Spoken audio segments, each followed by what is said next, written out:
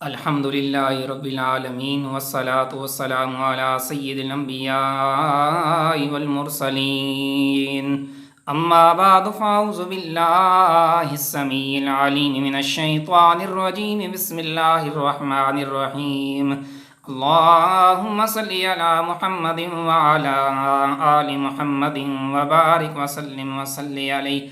پیارے ناظرین و سامعین، السلام علیکم ورحمۃ اللہ وبرکاتہ۔ امید کرتے ہیں کہ آپ سب خیریت سے ہوں گے۔ اللہ تعالیٰ سے دعا ہے کہ آپ سب کو خیر و عافیت سے رکھے۔ پیارے سامعین و ناظرین، آج کی ویڈیو میں ہم آپ کے لیے حضرت سفینہ رضی اللہ تعالیٰ عنہ کا ایک بڑا خوبصورت واقعہ لے کر آپ کی خدمت میں حاضر ہوئے ہیں۔ آپ سے گزارش ہے کہ ویڈیو کو شروع سے لے کر آخر تک مکمل دیکھیں تاکہ یہ واقعہ آپ احادیث کی روشنی میں جان سکیں۔ امام ابو نعیم نے اپنی کتاب حلیۃ الاولیاء میں نقل کیا ہے کہ شیر جو ہے وہ صرف حرام کا شکار کرتا ہے۔ حضرت سفینہ رضی اللہ تعالیٰ عنہ جو نبی کریم علیہ الصلاۃ والسلام کے خادم تھے، خود ان کا واقعہ جو شیر کے ساتھ پیش آیا وہ بے حد شہرت کا حامل ہے۔ حضرت امام بخاری نے تاریخ میں لکھا ہے کہ حضرت سفینہ رضی اللہ تعالیٰ عنہ حجاج بن یوسف الثقفی کے عہد تک حیات رہے۔ محمد بن منقدر نے کہا کہ مجھ سے حضرت سفینہ رضی اللہ تعالیٰ عنہ نے فرمایا کہ ایک دفعہ میں دریا میں کشتی پر محو سفر تھا کہ کشتی ٹوٹ گئی تو میں ایک تختہ کے اوپر بیٹھ گیا۔ وہ تختہ بہتے بہتے ایک شیر کی کچار کے نزدیک لگ گیا۔ میں نے دیکھا کہ ایک شیر میری جانب لبکا ہے تو میں نے شیر سے کہا کہ میں سفینہ حضور نبی کریم علیہ الصلاۃ والسلام کا خادم ہوں اور راستہ بھول بیٹھا ہوں۔ اس بات کا سننا تھا کہ شیر نے اپنے کندھوں سے اشارہ کیا حتیٰ کہ اس نے مجھے درست راہ پر لا کر کھڑا کر دیا۔ اس کے بعد شیر چنگاڑنے لگا تو میں جان گیا کہ شیر مجھے پہنچا کر اب واپس جانا چاہتا ہے اور میں محفوظ ہو گیا۔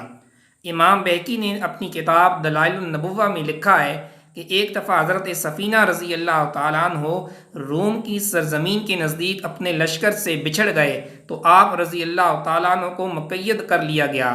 پھر آپ رضی اللہ تعالیٰ عنہ فرار ہوئے اور لشکر کو ڈھونڈتے ہوئے واپس آ رہے تھے کہ آپ نے دیکھا ایک شیر کھڑا ہے۔ حضرت سفینہ رضی اللہ تعالیٰ عنہ نے شیر کو مخاطب کیا اور فرمایا، اے ابو الحرث، میں سفینہ نبی کریم علیہ الصلاۃ والسلام کا خادم ہوں، میرے ساتھ یہ معاملہ پیش آیا ہے۔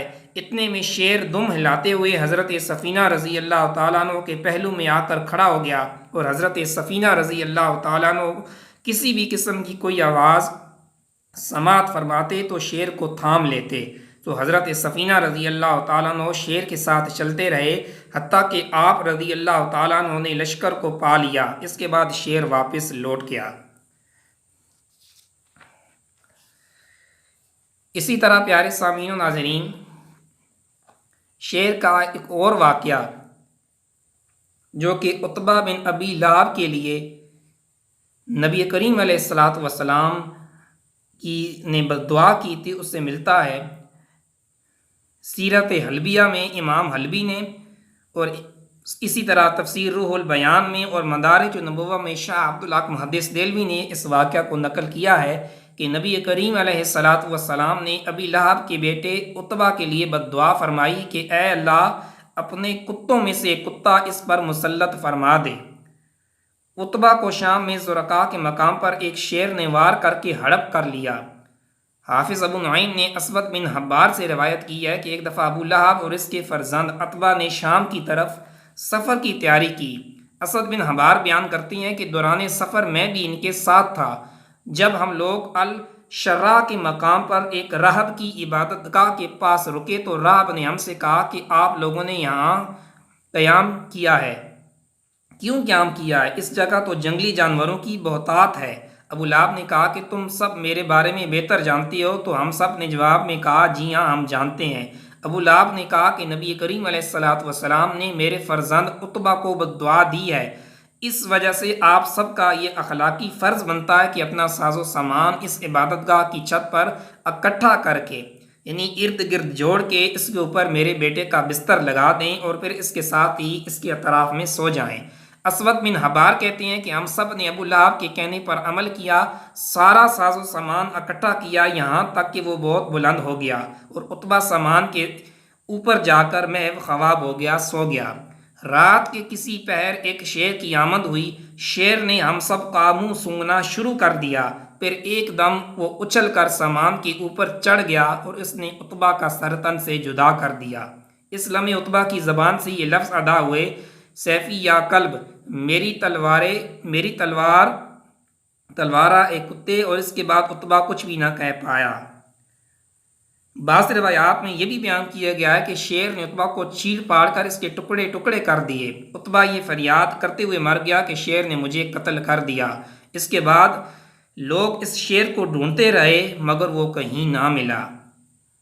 تو پیارے سامعین و ناظرین، جیسا کہ آپ نے سماعت کیا کہ نبی کریم علیہ الصلاۃ والسلام کے زبان اطہر سے جو کچھ نکل جائے وہی ہو کے رہتا ہے، اس لیے کہ میرا اللہ پاک قرآن پاک میں فرماتا ہے بسم اللہ الرحمن الرحیم وما ینطق عن الہوی ان هو الا وحی یوحی، کہ میرا پیارا نبی جب کوئی بات کرتے ہیں تو یہ ان کی طرف وحی کی جاتی ہے۔